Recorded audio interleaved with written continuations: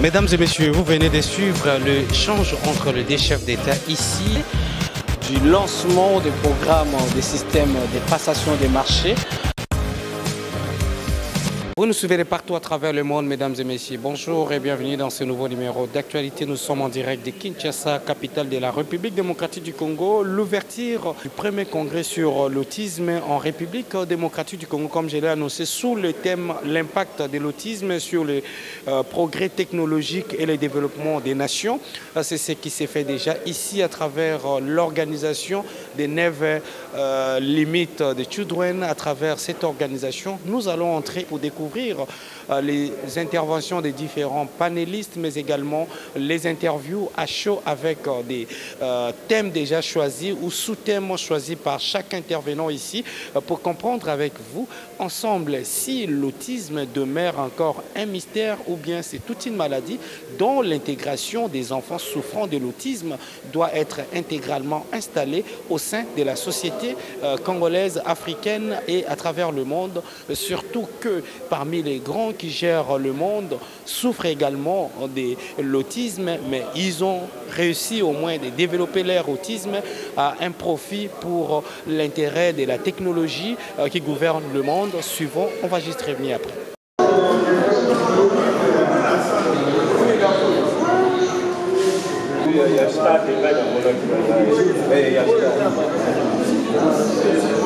Possible, et quand on rentre, on veut que l'enfant ne nous dérange pas. Donc c'est souvent les mères qui doivent endurer. Et ces parents qui voient que autant de personnes, même si nous n'avons qu'une seule personne, un seul message au-dessus là, ça veut dire ici je montre la difficulté que l'enfant a à faire des calculs. Et ça c'est des choses qu'on voit aussi chez les enfants qui présentent l'autisme. Moi j'étais dans la trentaine, médecin, spécialiste. Mais les items que le petit arrivait à passer. Aujourd'hui, les grandes sciences qui vont conditionner l'économie de demain, c'est les sciences de la complexité, les biomimétismes, la cognitique. C'est des sciences du silence. Et les trois sciences aujourd'hui se retrouvent dans un institut pilote à Santa Fe aux États-Unis. Et cet institut ont comme les adeptes de l'institut ont comme mot d'ordre vivre dans le silence pour créer. Merci beaucoup. Vivre dans le silence pour créer. Donc il y a un lien direct entre le silence et la création. Il n'est pas fini. Ok. Allez, c'est fini. Ok. Le public a compris que je suis en train de vous forcer à finir. Oui, ben, je n'ai pas fini. Donc, si nous voulons demain que nos enfants soient mondialement concurrents sur les plans des connaissances, il faut, dans notre société, aujourd'hui, que nous créons des écoles de sciences cognitiques, par exemple. Les sciences cognitiques, c'est des sciences qui font les croisements entre l'informatique, la robotique et les sciences humaines.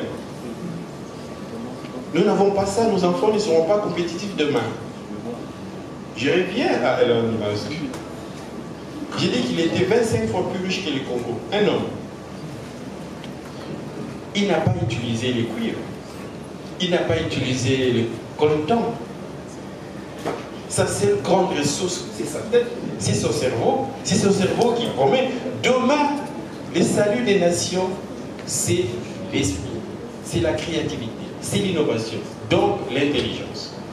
Merci beaucoup. Cette fois-ci, vous avez compris qu'il a mis un point final. Alors, je vais me retourner à Dr Yvonne. Voir la science autrement, qu'est-ce qu'on en retient? Merci. Sur le point de vue psychologique, voir la science autrement, c'est aussi accepter d'être sensible à la nouveauté. Et aujourd'hui, nous avons besoin d'ouvrir plus de portes à cette diversité qui n'est pas encore très renforcée dans notre mode de fonctionnement en RDC notamment et en Afrique, être sensible à la nouveauté et se donner les moyens pour pouvoir accompagner cette nouveauté. Parce qu'on est vraiment dans les discours et dans vraiment les stratégies, mais pour pouvoir opérationnaliser cela dans un programme pratique. Et personnellement, je trouve que c'est des habitudes qui doivent être mises en place. Parce que c'est après une répétition d'habitudes qu'on crée un caractère, et ce caractère peut être influencé dans une famille, dans un quartier, dans une ville, et c'est comme ça que ça s'émerge. Donc ces habitudes doivent vraiment commencer dans la famille, avec les parents et les enfants, des bonnes habitudes, et après ça peut pouvoir aller plus loin. Être sensible à la nouveauté, c'est aussi ne pas toujours être derrière les diplômes, parce que comme le professeur l'a dit, il y a des personnes qui avancent plus rapidement et qui peuvent être un accélérateur dans le développement sans pouvoir passer par les formalités d'usage et reconnaître ces personnes qui ont un raisonnement plus rapide, notamment des personnes autistes. Ça va vraiment aider à pouvoir aller plus vite, faire dans 10 ans ce qu'on pouvait faire dans 100 ans. Merci beaucoup, madame. Si je comprends bien, on ne doit pas être juste dans la cosmétique de LMD, 6e, 7e, 8e, mais on doit vraiment faire des réformes adaptées aux besoins et avancer. Alors, je vais prendre 2 questions dans le public, s'il y en a, bien sûr. S'il n'y en a pas, je vais libérer. Alors, j'ai vu une main là-bas, derrière, et puis une main ici. Je vais commencer par là. Est-ce que... C'est très important. Et cela va m'amener à revenir sur ma citation de départ. Il n'y a pas un, mais des autistes. Il n'y a pas un. Si vous regardez Berger qui est ici. L'autisme, reflet du futur monde. Très intéressant. Alors la première question qui a été dans ma présentation ici, pour qu'on aille vite, c'était la question de la créativité. Et je pense que le sénateur a vraiment magistralement parlé de ça. Et ce qu'on va essayer de faire, c'est une brève plongée dans l'esprit des autistes. Le professeur Mapunza a présenté plusieurs personnalités chez qui on a évoqué un diagnostic de l'autisme. Alors cette phrase ici fait tout son sens. Et je la tire d'une psychologue spécialiste de l'autisme en France. Elle dit ceci. Il y a autant, même de ma conclusion. Alors les personnages historiques, il y en a des tas. Chacun choisira en fonction de sa sensibilité. J'essaie de retrouver quelques personnages. Donc vous le voyez, c'est pas du tout exhaustif. Ici, le sénateur a parlé d'Elon Musk. Et je vais parler un peu de Mark Zuckerberg. Mais il y en a des tas et des tas et des tas chez qui on évoque des diagnostics. Je dis bien évoque, comme pour Mark Zuckerberg. Et chez qui c'est confirmé. Et chez qui on pense. Alors, mais quoi qu'il en soit, on retrouve des caractéristiques communes. 3. Mais là, je vous ai mis d'abord 2. Les 2 premières, un trouble de la réciprocité émotionnelle. Ça veut dire une difficulté à pouvoir percevoir le langage non verbal. Si je suis ici et je dis madame, madame, vous allez bien? Madame, ce que j'essaie de dire à la dame, faites attention à quelque chose. Mais chez certains autistes, ils n'arrivent pas à le percevoir. Ils s'en cachent direct. Et tout ce que vous dites, l'implicite, ce que vous essayez de faire comprendre par des messages qui passeraient sous la table ne passe pas. Parce qu'ils ne l'interprètent pas, parce que tout simplement, ils ne le comprennent pas. Et donc, le problème, c'est des faux pas sociaux. Parce que vous attendez à une certaine empathie qui ne sait pas vous remettre en miroir. La deuxième caractéristique, alors, c'est l'hyperconnectivité neuronale. Cela va amener à ce que, pour des autistes, il y a donc ils vont établir des liens beaucoup plus forts avec les idées, des images, des pensées que nous, je me mets dans le tas jusqu'à ce que je sois diagnostiqué par M. Ambroise aussi d'autiste, de neuroclassique. Alors, le problème, c'est La hiérarchisation dans l'information. Pourquoi? Remarquez, je vais faire quelque chose. Le silence. En me taisant, pour beaucoup d'entre vous qui êtes ici concentrés sur ce que je dis, vous ne faites pas attention au bruit. Le bruit, par exemple, qu'il y a avec le ventilateur, le climatiseur, le bruit lancinant avec, je ne sais pas, les baffes. Et bien pour beaucoup d'autistes, ils vont traiter ces informations à égalité. Donc autant je suis en train de parler avec vous, monsieur, comment vous allez? Vous allez bien? Je vais très bien. Voilà. En même temps, le bruit qu'il y a ici est en train de l'embêter. Il les traite à égalité. Et la troisième caractéristique, et ça c'est pour les autistes Asperger, c'est très intéressant, c'est l'intérêt spécifique poussé à l'extrême. Ça veut dire que s'il y a quelque chose qui l'intéresse de manière spécifique, il va aller collecter le plus d'informations sur cette chose. Mais il va aller jusqu'au bout, vous vous imaginez même pas à quel point. À tel point qu'il devient un hyper expert. Alors pour nous, on va dire directement, on trouve ça beau lorsque c'est la physique, lorsque c'est de la chimie, lorsque ce sont des sciences que l'on trouve nobles. Mais imaginez comme Louis XVI à l'époque, qui était un passionné de serrure. Imaginez votre gamin être passionné de billes et qu'il en fait une passion extrême. Vous le regarderez d'un regard différent, n'est-ce pas? Alors, c'est la faute à qui? Eh bien, au cerveau. Tout simplement. Tous les jours, on a des milliers et des milliers de stimuli qui nous tombent dessus. Et j'ai un message pour vous. Vous ne voyez rien, vous n'entendez rien, vous ne goûtez rien. Tout ça, c'est votre cerveau qui le fait pour vous. C'est le cerveau qui goûte, c'est le cerveau qui voit. Tout est une interprétation de l'esprit. Vous ne faites absolument rien.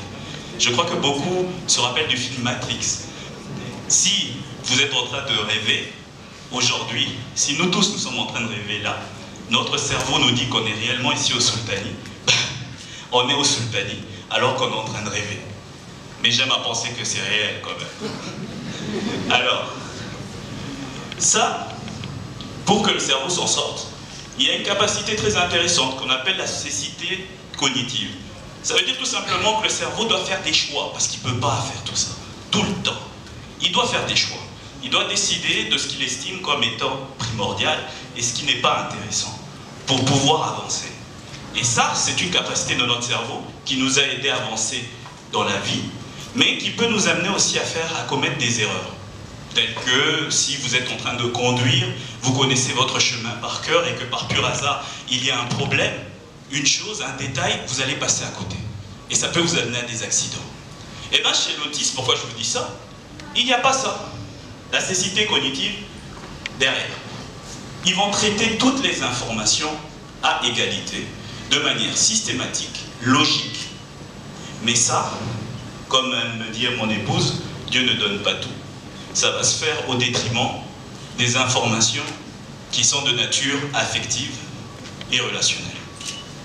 Alors, vous voyez ça, avec cette capacité à aller plus loin au niveau du cerveau, ils vont arriver, vous voyez des lignes de code comme ça, il va arriver à voir avec cette image l'erreur.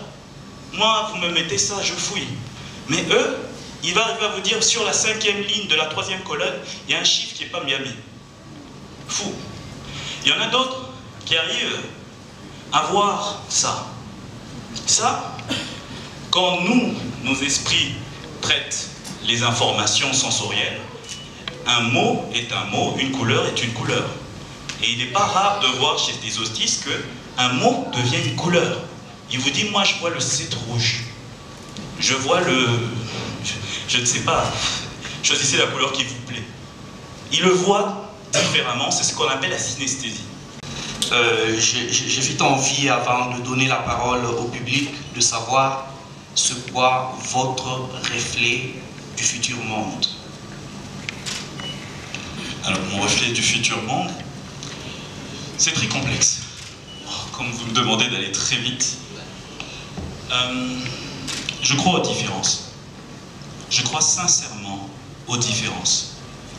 Je crois sincèrement que chacun, individuellement, nous portons une richesse. Et je pense que dans le futur, le plus important, c'est que chacun trouve sa place et qu'on puisse l'exploiter au maximum. Et cela va nous aider à tous collectivement. Le monde futur, pour moi, passe par chacun en leur considérant dans leur individualité et en les portant à profit du monde. Merci beaucoup, mais ne trouvez-vous pas que c'est paradoxal? Tout à l'heure, vous avez démontré combien les sociétés sont en train de recruter des autistes. À la Silicon Valley, vous avez parlé de l'armée israélienne et tant d'autres. Mais en même temps, dans votre résumé, vous commencez par dire les autistes sont d'abord des humains, non des machines. Est-ce que ces recrutements ciblés ne les conditionnent pas comme si c'était des machines? Parce que je trouve quand même que c'est paradoxal. Si on doit les cibler pour certaines tâches spécifiques et qu'on devrait en même temps considérer que ce ne sont pas des machines. Absolument pas. Des interventions artistiques dans la thérapie ou l'accompagnement des personnes autistes. Pour ce faire, je suis de ceux qui pensent qu'il faut organiser des ateliers hebdomadaires d'art, collaborer avec des professionnels du domaine artistique spécialisés dans les troubles du spectre autistique, créer un espace dédié à l'art dans les centres de traitement, encourager la participation des autistes à des activités artistiques, des groupes pour promouvoir les interactions sociales positives. L'expérience montre que tout ceci permet aux personnes autistes d'explorer leur créativité dans un environnement favorable, de créer un sentiment d'appartenance, de favoriser leurs compétences sociales et de faciliter les opportunités d'interaction avec les pairs, car l'art devient pour elles une thérapie, un lieu d'évasion, de défoulement et de dévoilement. Pour clore, je voudrais encore une fois vous remercier, madame, de m'avoir associé à cet exercice et j'encourage également toutes les personnes qui sont engagées dans l'encadrement et accompagnement des personnes atteintes d'autisme et en leur disant que cet engagement vaut la peine. Merci beaucoup. Répondre à cette question au niveau clinique, mais c'est que moi je sais que même quand nous on faisait des études, et même maintenant dans la vie professionnelle, alors comment est-ce qu'on a découvert en fait qu'on avait des personnes, en fait des personnes que nous on a qualifiées dans un langage assez familier, on les a considérés des génies. Parce que la méthodologie que nous on prenait pour maîtriser certaines techniques, certains effets, ils les faisaient aisément et ils ne savaient pas des fois expliquer pourquoi ils y arrivaient aussi facilement alors que nous tous on avait le même âge, on commençait les études au même moment. Alors donc du coup, du point de vue clinique, c'est des personnes, on dit qu'il y a toujours ceux qui en ont réussi un peu plus. On dit que le bon sens c'est la chose la mieux partagée, mais en tout cas, je crois qu'il y a dans l'évidence nous pousse à reconnaître en fait qu'il y a des personnes qui ont réussi un peu plus. Alors donc du coup, du point de vue clinique, on pourrait, je ne sais pas comment est-ce que l'hémisphère droit est constitué. Donc c'est des personnes peut-être constituées de manière assez différente qui fait en sorte que ce sont ces personnes qui nous étonnent, ces personnes que nous qualifions comme étant de génie. Fred qui a parlé concernant le... Je vous informe que déjà avec le système LMD, à l'INA, nous avons un parcours de musicothérapie. Et nous essayons de relier les étudiants de l'INA avec les étudiants des lycées où je suis aussi professeur. Il y a avant-hier, il y a 6 étudiants des lycéens qui ont présenté leur projet titré sur la musicothérapie dans les centres de douleur. Et on a constaté que les malades qui ont des douleurs sévères avec la musicothérapie, il y a une réduction de consommation de morphine. Donc il y a déjà des travaux communs, nous y allons. Voilà. Donc calmez-vous.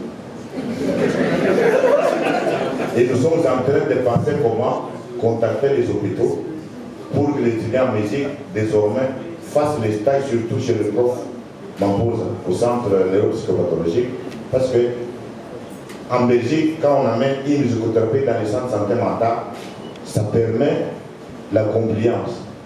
Les malades prennent facilement leurs médicaments et ils prennent facilement leurs repas. Et c'est un traitement. Je crois que nous allons tenter cette expérience. Je crois que l'environnement ici n'est pas facile. Nous allons nous battre.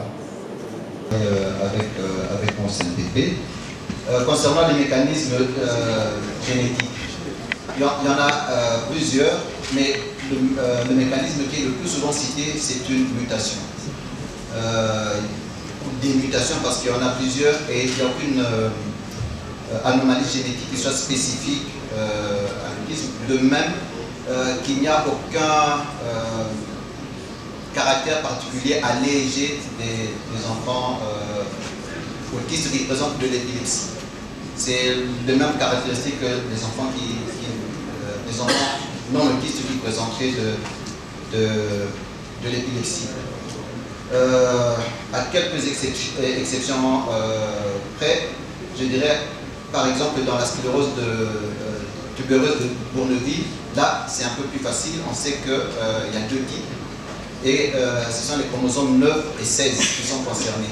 Je m'appelle Mike Pakoto, éditorialiste du groupe Mediator 243. Ma question va directement au dessert intervenant parce que en Afrique et en République démocratique du Congo, on a l'impression que de personnes atteintes de l'autisme sont souvent appelées les sorciers. Soit il a été envoûté, soit il y a des choses pareilles. Et les cas de l'autisme en Afrique et dans notre pays est un cas très particulier. Parce que déjà pour quelqu'un normal qui tombe malade et qui allait dans un centre de santé coûte énormément cher et qu'on se rend compte qu'on a un enfant qui présente des signes ou bien atteint de l'autisme et que déjà les écoles par exemple pour l'éducation de ces enfants ou bien un centre de santé spécialisé pour ces enfants pose des problèmes énormément. On voudrait juste savoir, parce que c'est à partir d'aujourd'hui que j'ai compris que l'autisme n'est plus une pathologie, mais par contre, c'est un phénomène, c'est un comportement que quelqu'un peut avoir, contrairement à ce qu'on attendait. Le docteur peut nous aider à comprendre réellement le mesure de prévention ou bien comment on peut dénicher réellement qu'une personne est née avec ces phénomènes. Voilà un peu ma préoccupation. Merci. Le TDAH chez nous. Et je pense que là, les collaborateurs qui travaillent avec moi sont parfois mal à l'aise. Parce qu'on a parfois un enfant qui a un TDAH pour lequel je vais traiter et parfois il y a un autre que je ne traiterai pas. En fait, l'élément qui me guide le plus souvent, c'est la scolarité. Si c'est un enfant qui a un TDAH et qu'à l'école, il est capable de rester assis, d'accomplir ses tâches, je ne lui donne aucun traitement. Je vais vous expliquer pourquoi. A l'inverse, si c'est un enfant qui va à l'école et qui à l'école est extrêmement turbulent, n'arrive pas à rester assis, n'arrive pas à se concentrer, alors je donne des médicaments. En matière de médicaments, on a un gros souci en RDC. Nous n'avons pas accès aux psychostimulants. On n'en a pas.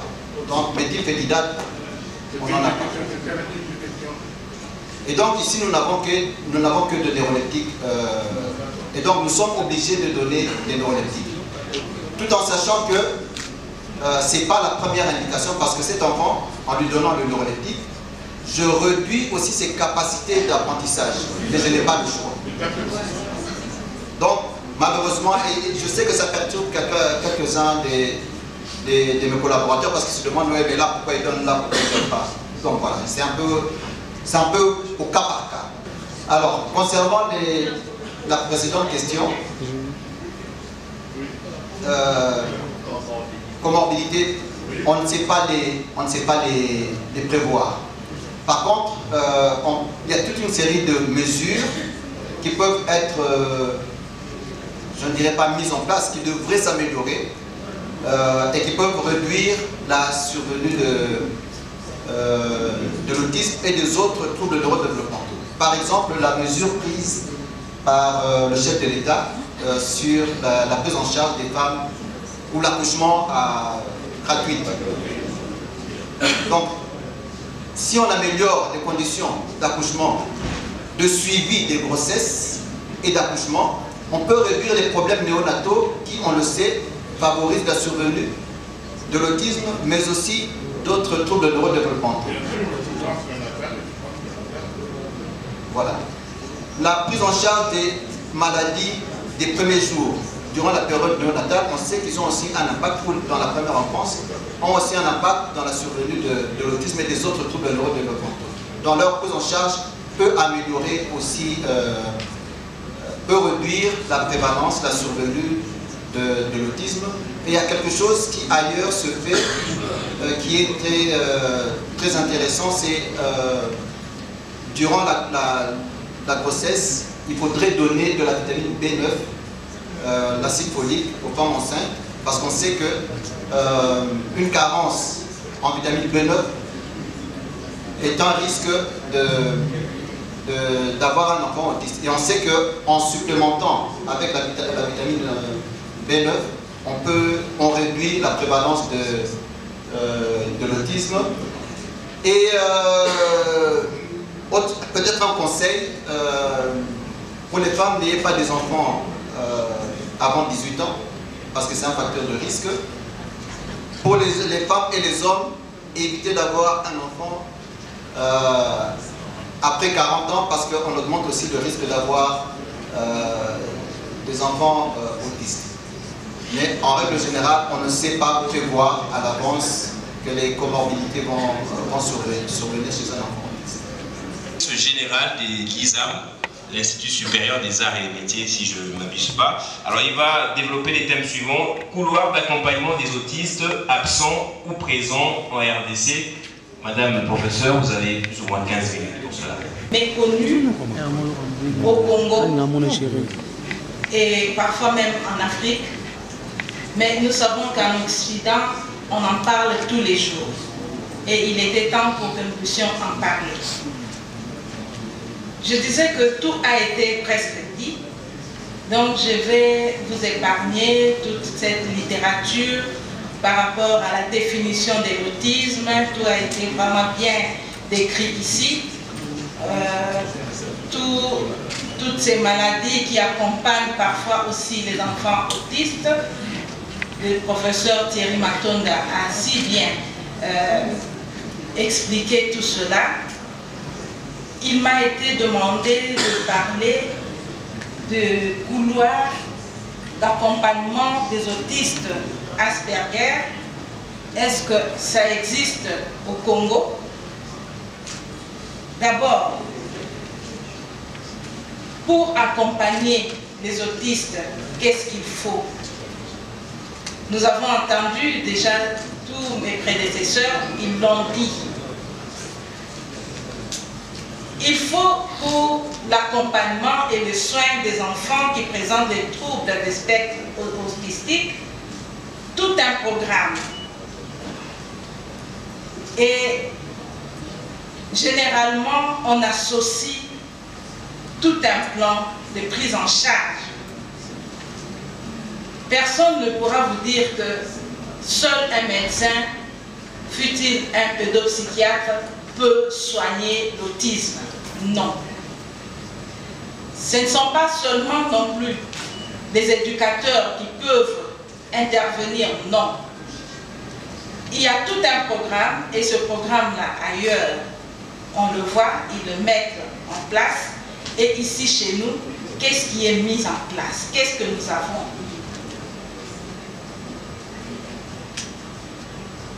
Dans le programme qui est prévu pour l'autisme, vous avez l'accompagnement. Et pourquoi on doit les accompagner? Les autistes, les enfants qui présentent des troubles de spectre autistique, ont besoin d'être accompagnés pour plusieurs raisons. D'abord, pour éviter la stigmatisation. Nous savons qu'ici, chez nous, par exemple, quand un enfant est un peu atypique, il est stigmatisé. Il y a des parents, il y a des mamans qui me disaient, nous les cachons dans nos maisons. On ne veut pas que les autres les voient. Parce qu'on les stigmatise. Pourquoi? Parce qu'il y a une connaissance générale qui dit, ah non, les enfants pareils sont des enfants à problème. c'est des sorciers, des porte-malheurs, c'est honteux, d'où il faut cacher.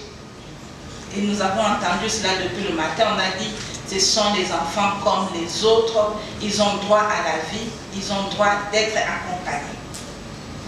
Il faut les accompagner pour leur permettre de développer leurs capacités. Je n'en dirai pas plus puisque ça a été démontré.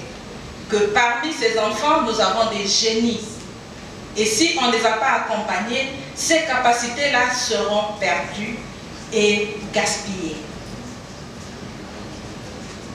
Il faut les accompagner pour les aider à apprendre comment devenir autonomes par rapport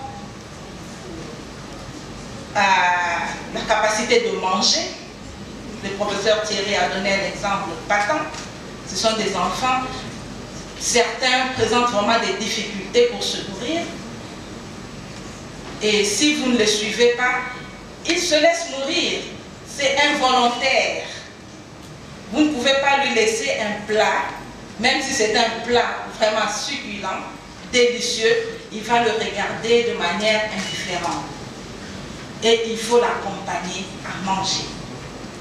Il faut les accompagner pour favoriser son intégration sociale et scolaire. On ne doit pas les laisser cacher. Il faut les scolariser. Il faut les socialiser. Ils ont besoin aussi de tisser des liens. Il faut les accompagner pour leur apprendre à communiquer. Voilà, c'est très important. Ces enfants-là ont besoin de tout cela. Alors, les couloirs d'accompagnement des enfants qui sont dans le spectre autistique prévoient aussi un accompagnement social. Parce qu'il a des difficultés à comprendre son environnement. Ces problèmes l'empêchent à interagir avec les autres. Alors, il faudrait l'aider à entrer dans la société. Professeur docteur, plutôt le docteur Berger Mougou, qui va nous faire la présentation des œuvres des enfants autistes. On peut l'encourager par des applaudissements. Docteur, dans 10 minutes, c'est possible, non, docteur? 15 minutes, tout au plus, voilà. Pour dire que je suis autiste, Asperger. Et malheureusement, moi, je n'ai pas fait l'école maternelle. Directement, j'ai commencé avec l'école primaire. Et on a eu à majorer ma date de naissance pour intégrer une école non spécialisée, une école d'enfants normale. Et là maintenant, on va d'abord essayer de savoir pourquoi il n'y a pas de promotion des œuvres des enfants autistes au Congo. La faute doit revenir à qui? Est-ce que c'est le gouvernement qui est fautif ou est-ce que c'est nous, la population? Il y avait une belle image qui était là, mais malheureusement on ne va pas voir cela. Il y avait un petit garçon et une petite fille. Et la petite fille qui représente la population remettait une pomme auprès du petit enfant. Et le petit enfant qui représente le gouvernement était indifférent de la présentation de la pomme auprès du gouvernement. Et on s'est posé la question, l'absence de promotion des œuvres des enfants autistiques, des œuvres des enfants autistes, la faute doit revenir à qui? Après 8 révélations, on s'est rendu compte que la réalité elle est présente, vu qu'au début, le président même l'avait fait mention, les statistiques au Congo, l'autisme n'existait pas. Ça, c'est la première des raisons. La deuxième des raisons, c'est aussi nous, la population congolaise, on ne connaît pas vraiment le nombre exact, ou soit encore on ne connaît pas vraiment l'autisme de manière franche, de manière claire et de manière précise. C'est ça le problématique. Et comme il y a absence de connaissances, on va se rendre compte qu'il y aura aussi absence de promotion des œuvres des enfants autistes ici au Congo. Et comme on a parlé de l'absence de promotion des œuvres des enfants autistes au Congo, le deuxième point que nous allons aborder, c'est en rapport avec le zèbre d'art qu'on a eu à faire. On a même, il y a un des panélistes qui a dit, si le sénateur Didier Moumeng qui a dit, si on nous demandait nous tous d'enlever ce que nous avons eu à apporter, nous tous ici dans la salle nous serons nus. C'est pratiquement la même chose. Il y a des aires pour les enfants autistes. Excusez-moi, tout le monde est enfant, peu importe l'âge. Moi, je suis l'enfant de ma mère. On peut m'appeler Berger, viens ici à Kahara. Et donc, il y a une professeure de zootechnie qui est aux États-Unis, qui a mis en place un système de manutention. Zootechnique, ça fait allusion aux animaux. Et il a eu à émettre une technique spéciale de contention pour abattre les animaux. Tout simplement, elle est autisme, et l'autisme aussi est associé en empathie exagérée. Le fait d'avoir se mettre à la place des autres, au fait, maintenant de manière exagérée. Et cette empathie autistique, c'est beaucoup plus focalisée chez les animaux. Et elle plutôt, elle s'appelle Temple Gordon, elle est professeure, a mis en place l'ingénierie animalière qui permet en sorte que on abat de manière douce, sans stress. Parce que les animaux aussi sont stressés des fois lorsqu'on fait l'abattage. Ils sont stressés. Et voir comment est-ce que les animaux sont élevés. Il y a qu'un mbata, bois au bétier mbata, à saluer l'autre côté. Et elle, avec les bovins, elle s'est dit plutôt, je crée un système précis où je retiens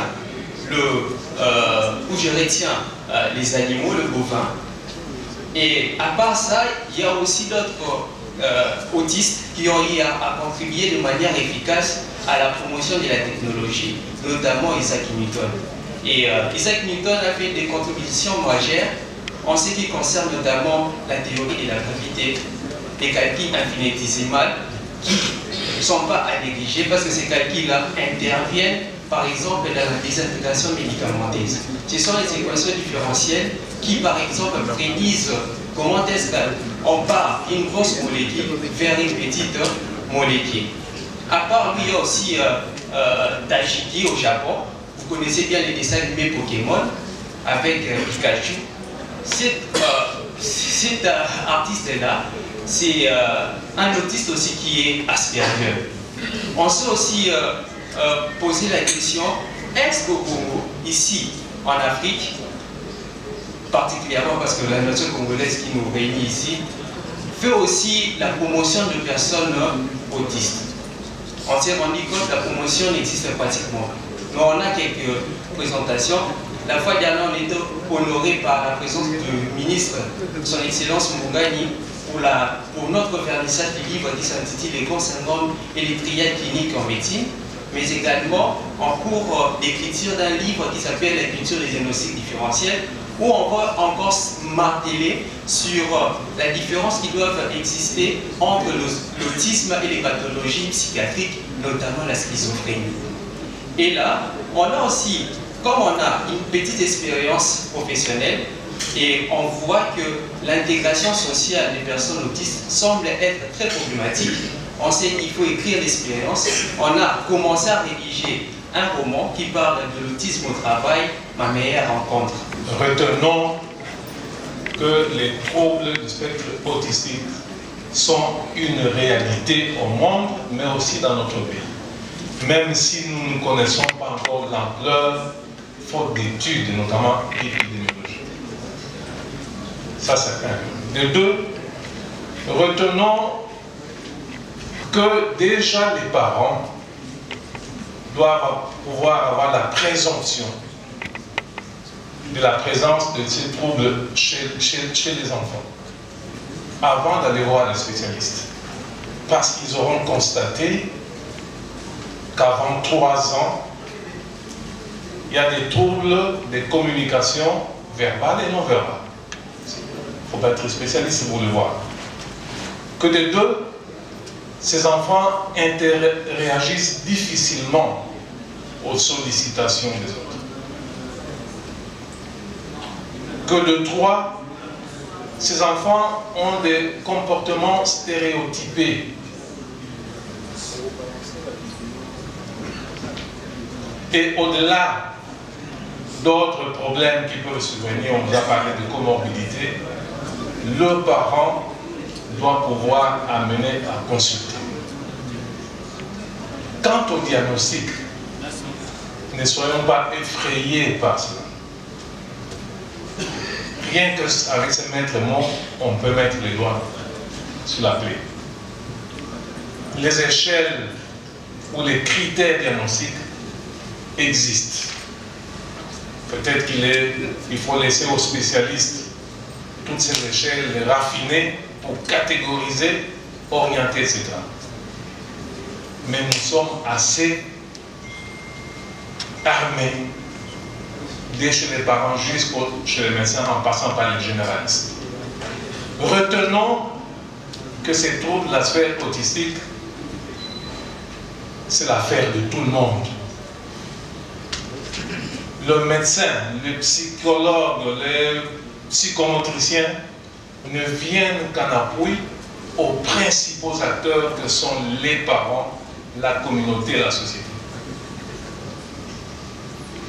Ce problème est tellement important qu'il serait vraiment dangereux de les laisser aux seules mains des professionnels de la santé.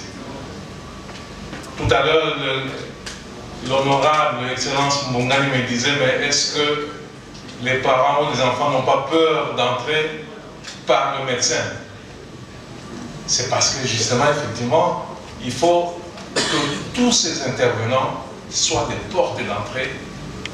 L'essentiel est que l'enfant soit rassuré et les parents.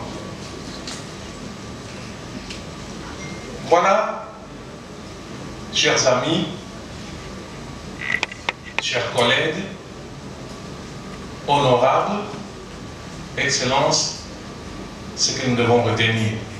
Et il faut féliciter vraiment l'initiative de Madame Madia, qui a pu réunir ce beau monde, qui est resté du début jusqu'à la fin pour montrer quelle est l'importance, l'intérêt de ce problème abordé. Et l'idéal est que vous puissiez continuer et être encouragé dans cette œuvre. Voilà, si nous retenons ces quelques mots-là, en entendant d'aller approfondir, penser sur comment mieux faire, nous aurons fait œuvre utile. Et je pense que j'ai fait mon boulot, madame, un boulot de retraité. Alors je vais vous faire rire. Depuis 4 ans, je suis forcé émérite. Alors quand je vais voir l'école qui m'a formé en Belgique, les gens m'ont vu là-bas. Ah, mais mon vieux, tu es émérite. Alors je leur dis que je suis un retraité. Il y a 2 sortes de retraités. Il y a des retraités bien traités et des retraités maltraités. Alors moi, je ne sais pas ce que je suis. Je vous remercie. Est-ce qu'on peut rester le professeur s'il vous plaît? Est-ce qu'on peut se lever pour rendre honneur, hommage au grand professeur qui a formé des cas ici dans ce pays et partout d'ailleurs en tout cas. Merci beaucoup monsieur le professeur. On va rester debout parce que c'est la fin de ce tout premier et grand congrès scientifique. Et si ceci a été possible, c'est grâce à une personne. Vous l'avez certainement vu, mais je vais l'appeler afin qu'elle passe devant, afin également de nous lire son mot de clôture, son mot de la fin. J'appelle ainsi comme ça Madame Mado Madia à prendre la parole et à pouvoir clôturer ce congrès. Il est prévu également que nous vous donnions le plan d'action. Nous vous invitons à pouvoir lire sur le site internet de NLC, nlcrdc.org, ce plan d'action. Il n'a pas été imprimé malheureusement. Et quant à l'activité de demain, qui devrait consister à la présentation des œuvres, elle a été reportée à une date ultérieure parce que le travail de cotation n'a pas encore pris fin. Madame Adia, vous avez la parole. Merci Gaëtan. Qui dis-je? Je ne peux que vous remercier l'Assemblée. Cher professeur, avec beaucoup de respect, merci pour l'honneur fait à NLC et aux enfants autistes du Congo, particulièrement ceux de NLC. Merci, Excellence. Je veux dire merci à toutes les personnes qui croient en ce projet, en notre démarche. Je veux dire merci particulièrement à la TME, à l'UAGB, à la Sophie Bank, à Kibali, à la Fondation Vinmart, à la RTNC, à Enigma Holding, à la Fondation Braliment. En tout cas, sans vous, sans votre apport, je ne pense pas que ces assises auraient lieu. Je m'en vais aussi dire merci à Madame Nicole Soulou. C'est grâce à ce cadre que nous sommes tous réunis. Mais retenez seulement le paragraphe de mon discours en sortant ici, vous tous. Je parlais avec ma fille il y a 3-4 jours passés de l'Angleterre, qui me dira, mais je sais que tu es en train de préparer une activité, tu sais que je suivais à la radio ce matin, on parlait de la prévalence de l'autisme en Angleterre, pour dire que le nombre était élevé. Le nombre n'était pas élevé parce qu'il y a de nouveaux cas. Mais c'est parce que la sensibilisation est bien faite. Les parents se sentent maintenant confidents en fait de sortir et de faire diagnostiquer leurs enfants. Et pour les autistes, pour certains, ils se font diagnostiquer adultes. Donc pourquoi? Parce que le travail de sensibilisation est bien fait. Je nous exhorte, nous tous ici en sortant, ce que vous avez retenu de ce congrès, ne les gardez pas pour vous. Faites passer les messages. Ça va nous éviter les abus. Moi, l'année passée, j'ai enterré 2 enfants autistes. Je ne verrai pas les enterrer. On a parlé de problème d'alimentation. Le petit Daniel est tombé dans la malnutrition sévère. Faute de moyens, les parents ne savaient pas lui donner ce qu'il voulait. Et le petit garçon est tombé dans la malnutrition. Donc quand je l'ai découvert, j'ai accompagné, malheureusement, qu'il avait attrapé un problème de pneumonie. Et comme les anticorps étaient faibles, Daniel ne pouvait pas. Et je l'ai enterré. J'ai enterré l'autre qui avait avalé un clou. La question majeure, c'était les parents étaient fatigués ou c'était seulement faute de négligence. Donc, ne gardez pas l'information pour vous. Sensibilisons tout autour de nous en milieu de travail, dans les quartiers, dans les églises. Je dis toujours à mon staff, si vous avez l'occasion de parler à quelqu'un sur l'autisme, c'est une personne de plus sensibilisée et c'est une vie sauvée. Donc, je vais nous demander, nous tous, en sortant ici, ne gardez pas l'information pour vous. Les enfants autistes, c'est des enfants comme tout autre enfant qui ont droit d'être aimés, qui ont droit d'être scolarisés, qui ont droit à un diagnostic qu'il faut, parce qu'au Congo, le plus grand problème de l'autisme, c'est le diagnostic, la thérapeutique et la prise en charge. Je vous remercie. Mesdames et messieurs, merci pour votre attention parce que vous étiez très nombreux à nous suivre. Vous nous avez suivis à l'ouverture de ces premiers congrès autour de l'autisme en République démocratique du Congo, la considération dont la population africaine et les Congolais en particulier donnent à ces phénomènes. Alors nous venons de vous présenter les déroulements de cet événement ici, les différents panélistes qui ont intervenu l'avant-midi et cet après-midi.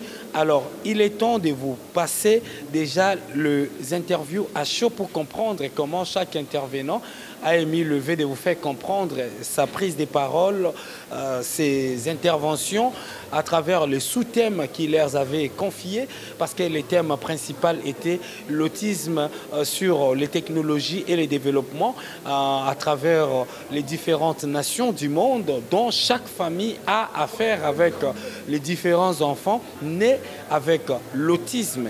Alors, nous allons vous laisser d'abord suivre les déroulements de ces tranches dédiées uniquement à des différentes interviews. On va juste revenir pour chuter avec vous ensemble. Restez connectés. Je vais parler de la neurodiversité. Et moi, j'ai présenté un spectrum de la neurodiversité sociétale qui commence par l'addiction au bruit. Cette addiction qui provoque aussi des pathologies qu'on appelle des maladies vibroacoustiques, jusqu'au silence radical qui est l'enclos du repli autistique et qui a aussi ces pathologies, parce qu'il n'y a pas que des autistes créateurs, des génies autistiques, il y a aussi des autistes malades. Mais c'est ces spectres-là qui fait la neurodiversité et qu'une société qui veut connaître l'émergence économique, là c'est l'autre segment de ma conférence, les liens entre neurodiversité et émergence économique. Alors dans cet univers du silence, dans cette hyper sensibilité au bruit, dans cette passion du silence, il y a la créativité dont notre société a besoin pour se développer.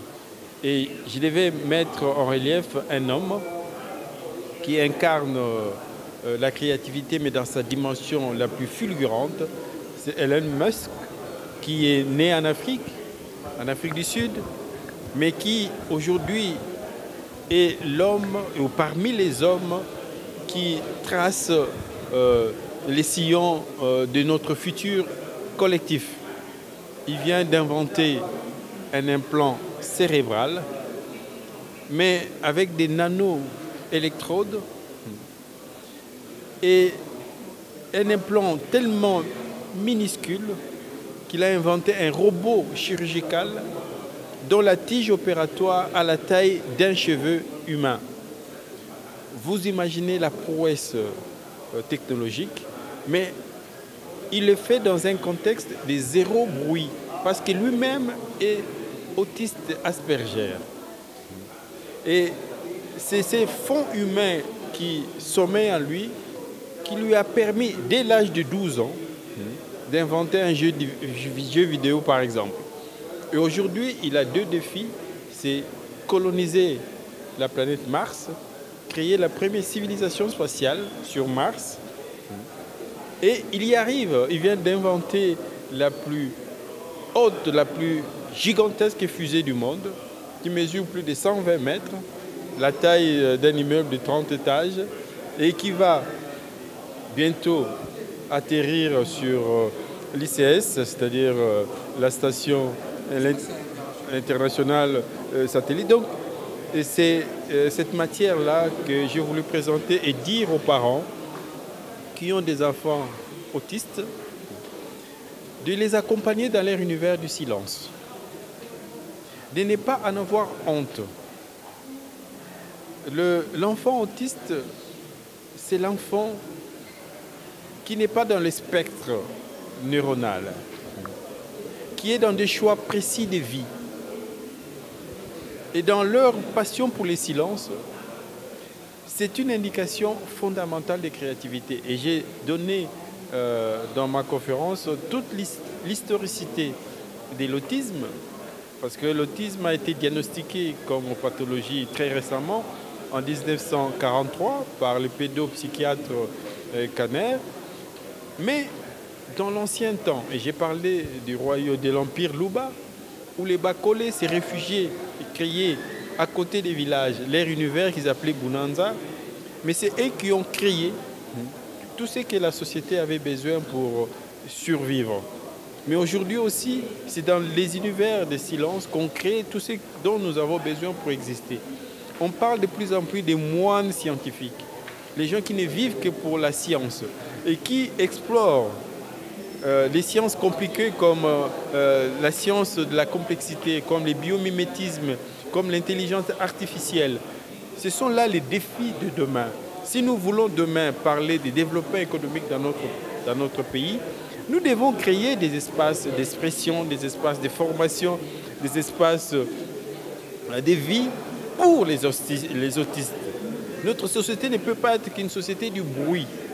Notre société aussi doit être une société de silence, jusqu'au moine scientifique, une société des laboratoires, une société des centres de recherche scientifique, une société des bibliothèques, une société où on peut avoir des aires de repos, des aires silencieuses où les gens se promènent pour méditer, pour penser. Donc voilà. Aujourd'hui, il faut désataniser l'autisme. Il faut défétichiser l'autisme. Il faut même démédicaliser certains aspects de l'autisme pour privilégier l'insertion sociale, pour privilégier l'accompagnement des autistes. Parce que l'autiste n'est pas malade, l'autiste est différent. Et tous les hommes, et j'ai fait la démonstration, nous sommes tous des neurodivergents. Ça commence par l'addiction au bruit qui génère des maladies vibroacoustiques jusqu'à l'autisme pathologique, parce qu'il n'y a pas un autisme, il y a plusieurs autismes. Il y a des autismes avec des surcapacités cognitives, il y a des autistes avec des déficiences cognitives qu'il faut soigner. Voilà, donc notre société doit s'inscrire dans la neurodiversité parce qu'il y a des ressources aussi bien dans les genres de bruit que dans les genres de silence. Ouais, l'opinion peut retenir que l'art pourrait être utilisé comme un vecteur qui permet de canaliser ou de construire la personne autiste. Donc je voudrais qu'on voie ça du côté positif. Et comme vous le savez, qu'il y a beaucoup de ce que nous appelons des personnes qui ont révolutionné le monde sont autistes. Et à la personne ici, la personne emblématique qui était choisie, c'était l'image de Léonard de Vinci. Et comme vous le savez, au niveau de l'Académie des Beaux-Arts, l'art permet de construire la personne. Alors donc ça devient un lieu où la personne autiste s'exprime, la personne autiste se défoule et où la personne autiste se dévoile aussi. On pourrait lire sa pensée partant de ses productions. C'est une personne spéciale.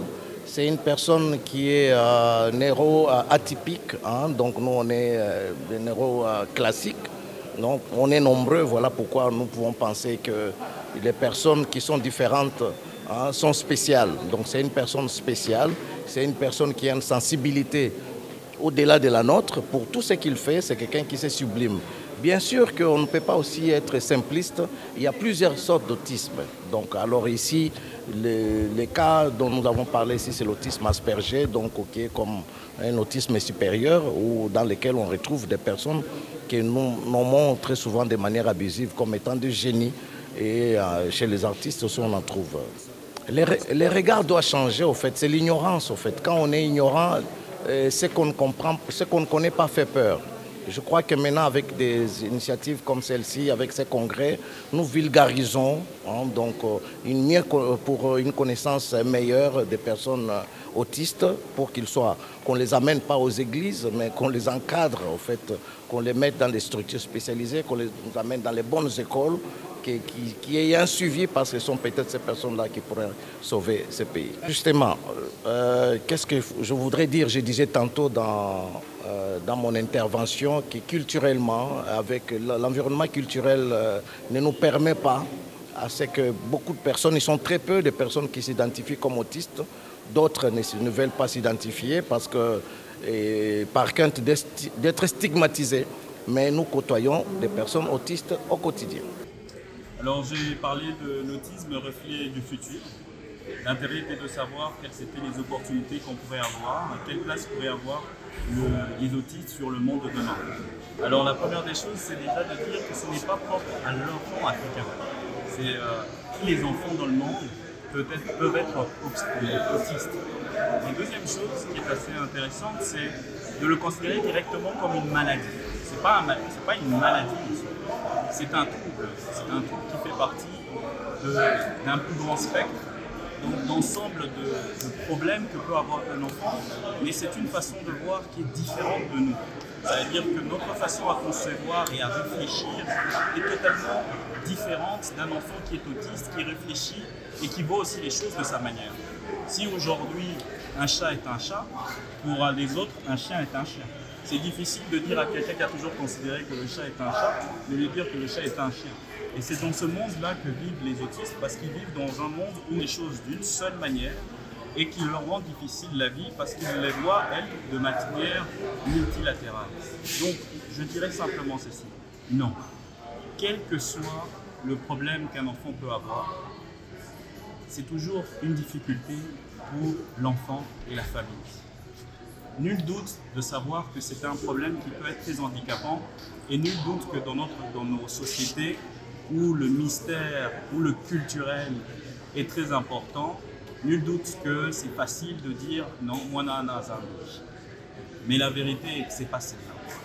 Avant de penser cela, essayez d'abord d'accompagner vos enfants dans des structures qui peuvent les aider. Et aujourd'hui, on a l'exemple ici avec Never Limit Children qui permet justement de lutter, de sensibiliser à ces enfants qui sont très vite délaissés parce qu'ils sont simplement incompris. Ça, vous le faites déjà directement. Aujourd'hui, les autistes, puisque justement on a cette façon de voir la vie, le monde de notre manière simple, les autistes sont bien obligés, dans la majorité d'entre eux, de vivre selon nos codes à nous. Mais est-ce que ça leur rend plus heureux? Est-ce que vous arrivez à régler un problème? Est-ce que vous arrivez à avancer dans une société où vous décidez, vous dictez, vous imposez et vous voyez les choses que de cette manière-là? Je pense qu'il est plus profitable à nous tous, en tant que société, à ce que nous puissions commencer à considérer la différence, pas comme une tare, mais comme une force. Il suffirait pour cela de travailler avec les accompagnants, de voir dans quelle mesure, de quelle manière les autistes qui ont des problèmes peuvent être accompagnés et ceux qui ont des particularités, comme les autistes Asperger, qui sont extrêmement forts dans les détails, dans l'observation, dans une certaine forme d'intelligence, pouvoir les utiliser pour pouvoir nous faire même avancer. Toutes les grandes créations de notre temps sont d'une manière ou d'une autre associées aux autistes.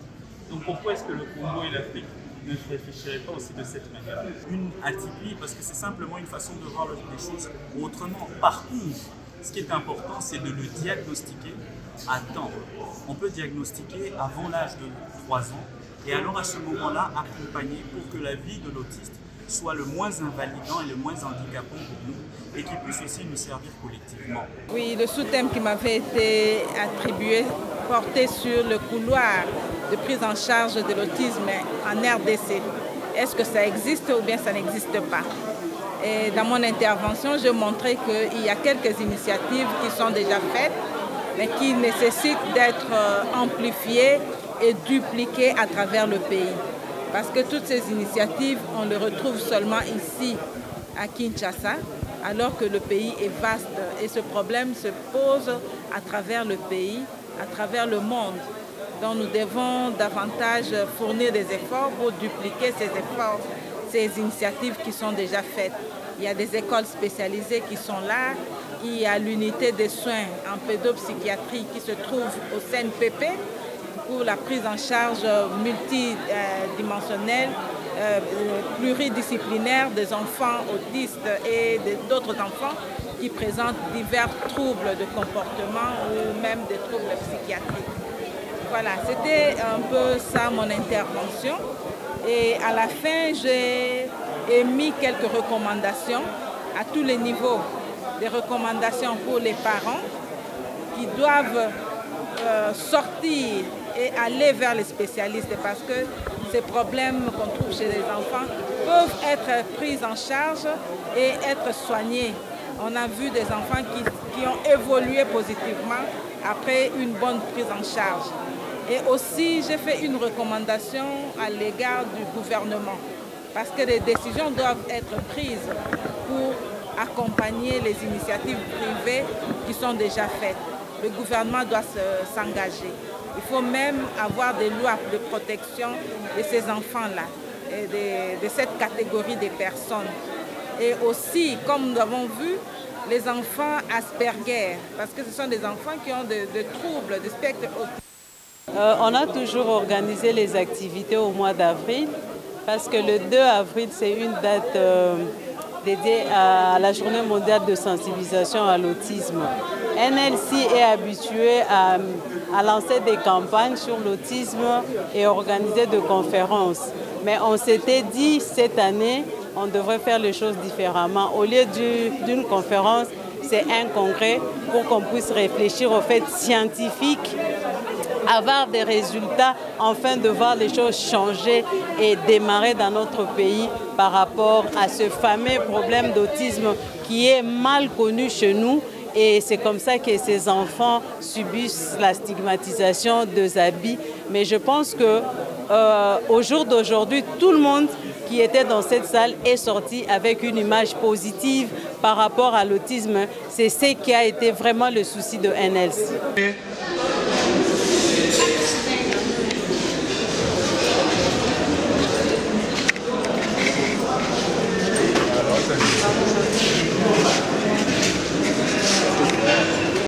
Sur le plan scientifique. Et deuxièmement, et pour discuter autour de ce panel, nous avons eu effectivement le professeur Didier Moumengi et la docteure Yvonne, qui est en fait en même temps psychologue, mais aussi qui fait des recherches sur la question pour en avoir un peu un aperçu. Et le deuxième panel a été orienté vers la dimension, je vais dire, économique, la dimension économique dans l'approche d'aborder la question de l'autisme, en démontrant que l'autisme n'était pas une sorte de barrière, n'était pas un obstacle pour un déploiement en termes de développement et économique d'un individu. Et on a eu comme figure de proue ici notamment Elon Musk. Elon Musk, comme on le sait aujourd'hui, c'est l'homme le plus riche du monde. Il a eu à détrôner Bill Gates, le Warren Buffett et les autres. Mais c'est un gars extrêmement intelligent qui a une créativité hors norme. La voiture électrique, on lui doit. Et troisièmement, on l'a abordé sur le plan artistique. Ici, on a voulu mettre en exergue la place en fait, du développement d'autres capacités sensorielles par des personnes qui ont l'autisme. Et les visages de proue ici, c'était Beethoven et Leonardo da Vinci. Je suis tenté de rapprocher un peu cela avec les exploits, par exemple, sans avoir fait le diagnostic, bien sûr, avec les exploits que fait, par exemple, l'artiste comme Gims, dont les déploiements, tant sur le plan de variation de cordes vocales que de style musical, laissent quand même des questions à poser. Et quand on regarde sa timidité, des fois comment il se renferme sur lui-même, on est tenté de dire, sans forcément l'affirmer, toutes les personnes brillantes ne sont pas forcément autistes, mais il y a beaucoup j'allais dire, de chances, de probabilités, même si certaines ne sont pas diagnostiquées, de nous rendre compte que quand on a l'autisme et si on ne développe pas les déficits intellectuels, on est vraiment dans un autre monde. Ça veut dire qu'on est à deux extrêmes. Donc soit on a un déficit intellectuel, soit on l'a, mais soit on a des capacités intellectuelles et sensorielles assez très développées et un quotient intellectuel, j'allais dire, d'un autre monde. Et donc, c'est sur ces trois axes qu'on a abordé la question de l'autisme pour le panel que j'ai animé les avant-midi. Très bien. Alors, si vous dites que ce n'est plus, c'est comme si avant c'était. Donc, ça n'a jamais été une maladie, l'autisme. Mais seulement, il y a eu plusieurs interprétations par rapport à ça. J'étais tenté de sourire en vous disant, par exemple, si quelqu'un a une voix aiguë, est-ce une maladie? Si quelqu'un a une voix grave, est-ce une maladie? En fait, ce n'est pas une maladie dans le sens où, effectivement, non, au-delà du fait que ce n'est pas seulement un comportement, c'est une attitude. C'est comme, par exemple, on verrait, si on étudie les types des tempéraments d'un être humain, tu verras qu'il y a les flegmatiques, les lymphatiques, les bileux. Est-ce que ça relève de maladie? Non. C'est juste des caractéristiques qui peuvent être soit génétiques, qui peuvent être d'ordre émotionnel, qui sont liées à une personne ou une autre. Et donc, on ne peut pas dire par exemple que quelqu'un de colérique, il est malade. Donc ça veut dire que la colère serait une maladie. Donc un comportement, c'est une attitude qui peut avoir effectivement des indices qui peuvent se traduire en termes soit d'avantages ou de désavantages dans la société où il est appelé à vivre ou à se déployer. Et votre sous-question sous-jacente sur la réaction ou l'attitude que les Africains, particulièrement les Congolais, ont vis-à-vis de cela, en allant même de fois en pensant que ce sont des sorts sorcellériques ou je ne sais pas moi, d'ordre mystique. Donc voilà pourquoi l'information est très bonne. L'information chasse l'ignorance. Même la Bible dit mon peuple périt faute de connaissances. Mais par ailleurs, le siècle dans lequel nous vivons, on l'appelle le siècle de l'information.